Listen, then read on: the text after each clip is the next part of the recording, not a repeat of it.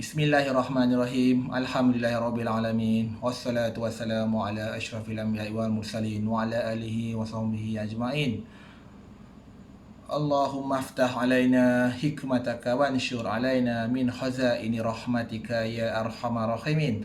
Rabbi israh li sadri wa yassir li amri wa hlul 'uqdatam min lisani yafqahul qawli. Subhanaka la ilma lana illa ma 'allamtana innaka antal alimul hakim.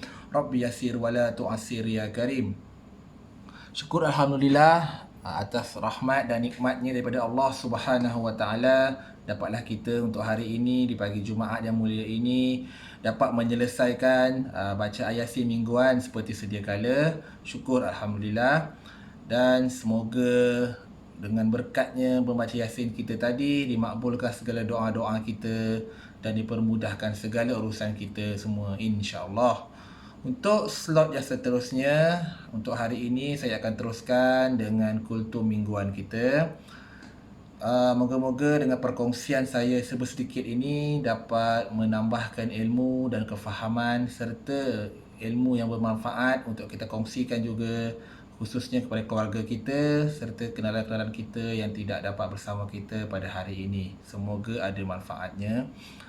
Untuk hari ini saya akan berkongsi satu hadis yang diriwayatkan daripada Abu Hurairah radhiyallahu anhu bahawa Rasulullah sallallahu alaihi wasallam telah bersabda, mafhumnya, apabila mati seorang manusia, terputuslah daripadanya amalannya kecuali 3 perkara: sedekah jariah atau ilmu yang dimanfaatkan dengannya atau anak soleh yang mendoakan baginya. Riwayat Muslim, An-Nasa'i, At-Tirmizi dan Abu Daud. Daripada hadis di atas, jelas pada kita bahawa setelah kita mati, terputus segala hubungan kita dengan dunia, dengan alam, dengan sesiapa saja, kecuali 3 perkara. Perkara pertama adalah sedekah jariah, perkara kedua adalah ilmu yang diajarkan dan dimanfaatkan, manakala yang ketiga adalah anak soleh lah. Okey. Untuk tajuk hari ini, saya akan bawa lebih kepada sedekah jariah. Sedekah jariah ni seperti mana yang maklum, sangat dekat dengan diri kita juga, dan saya akan bawa kepada bentuk-bentuk sedekah jariah lah untuk hari ini. Saya akan kongsikan 7 perkara yang berkaitan tentang sedekah jariah. Daripada Abu Hurairah radhiyallahu anhu, Nabi SAW bersabda, mafhumnya, sesungguhnya yang didapati oleh orang yang beriman dari amalan dan kebaikan yang dia lakukan setelah dia mati adalah: yang pertama, ilmu yang dia ajarkan dan sebarkan; kedua, anak soleh yang dia tinggalkan; ketiga, mushaf Al-Quran yang dia wariskan; keempat, masjid yang dibina; kelima, rumah bagi Ibnu Sabil, iaitu musafir yang terputus perjalanan yang dia bina; keenam, sungai yang dia alirkan; dan yang ketujuh, sedekah yang dia keluarkan dari harta ketika dia sihat dan hidup. Okay, daripada sini kita lihat berdasarkan hadis, ada 7 perkara yang boleh menjadikan kita sebagai jutawan akhirat, dan ini adalah amalan-amalan yang sewajarnya kita lakukan sejak sedari sekarang lah, dari kita sihat dan dikurniakan rezeki. Semoga kita dapatlah menjadi sebahagian daripada jutawan akhirat ini, iaitu pencen akhirat orang kata. Okay, yang pertama sekali, ilmu yang diajarkan dan sebarkan. Syukur alhamdulillah, ini sangat dekat dengan jiwa dan diri kita sebagai seorang guru. Kita dipilih oleh Allah Subhanahu Wa Taala untuk mengajarkan anak-anak murid kita. Jadinya satu peluang yang besar lah, peluang dan ruang telah diberikan oleh Allah Subhanahu Wa Taala untuk kita mencapai atau mendapat jutawan akhirat ini, iaitu sedekah jariah kita akan sampai walaupun kita telah mati nanti, kita telah meninggal dunia. Dengan cara apa? Dengan cara ilmu yang telah kita sampaikan kepada anak didik kita. Bayangkan kita mengajarkannya dengan satu perkara saja, anak murid kita balik memberitahu pula kepada adiknya, kepada keluarganya. Masya Allah, betapa banyak pahala yang kita dapat. Dan selagi mana ianya dilakukan dan dilaksanakan dan disampaikan, insya Allah pahala tetap akan sampai kepada kita di dalam kubur nanti. Insya Allah itu yang kita harapkan. Amin. Dan yang kedua, anak soleh yang dia tinggalkan.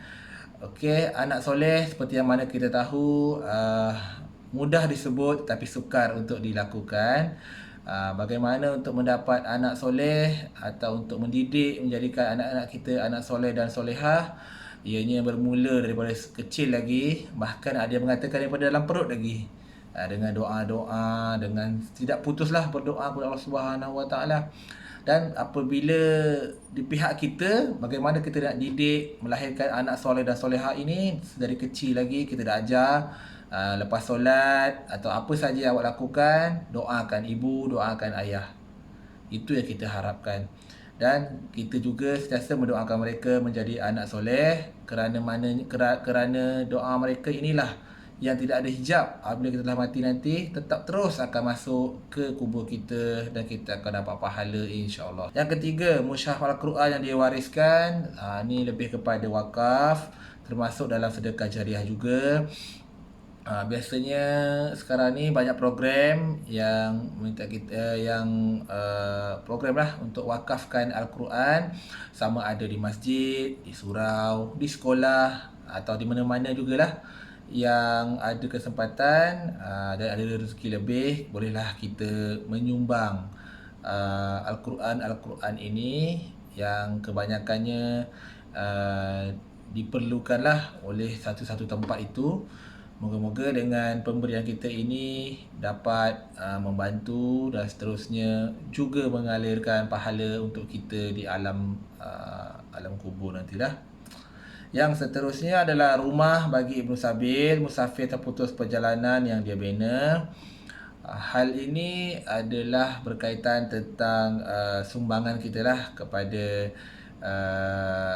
institusi yang memerlukan bantuan, khususnya seperti untuk sekarang ni kita boleh kaitkanlah dengan konteks rumah anak-anak yatim, rumah orang-orang tua dan sebagainya lah yang seumpama dengannya.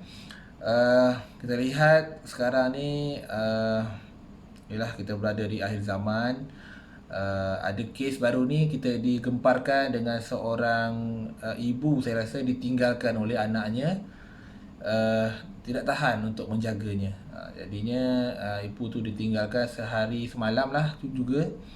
Sampaikan begitu sekali sekarang ni peristiwa yang berlaku. Jadi bila kita ada rezeki, kita kongsikanlah kepada rumah-rumah yang memerlukan ini. Moga-moga dengan sedekah jariah kita ini juga membawa kepada saham akhirat kita dan mendapat pahala walaupun kita telah tiada di dunia ini. Yang keenam, sungai yang dialirkan. Dalam konteks ini, sungai ini adalah satu keperluan lah.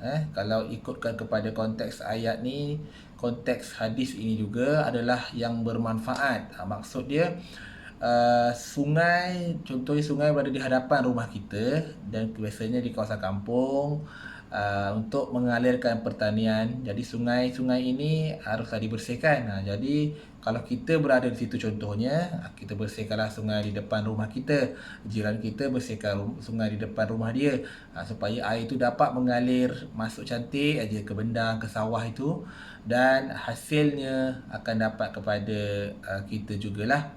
Sedekah yang dia keluarkan dari harta ketika dia sihat dan hidup.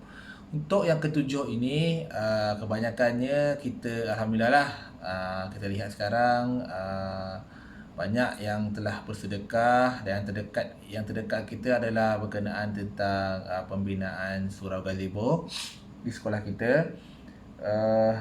Kita tengok syukur alhamdulillah lah mendapat sambutan yang baik dan berlumba-lumba untuk menyampaikan sedekah. Itu perkara yang baiklah.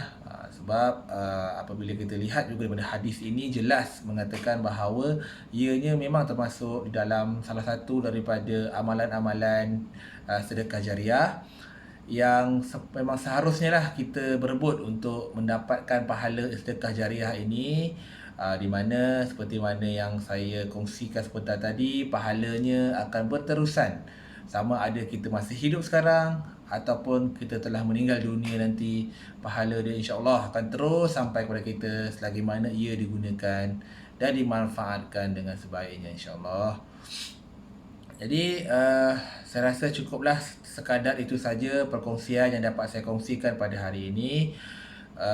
Yang lemah adalah perkongsian atau kelemahan daripada diri saya sendiri.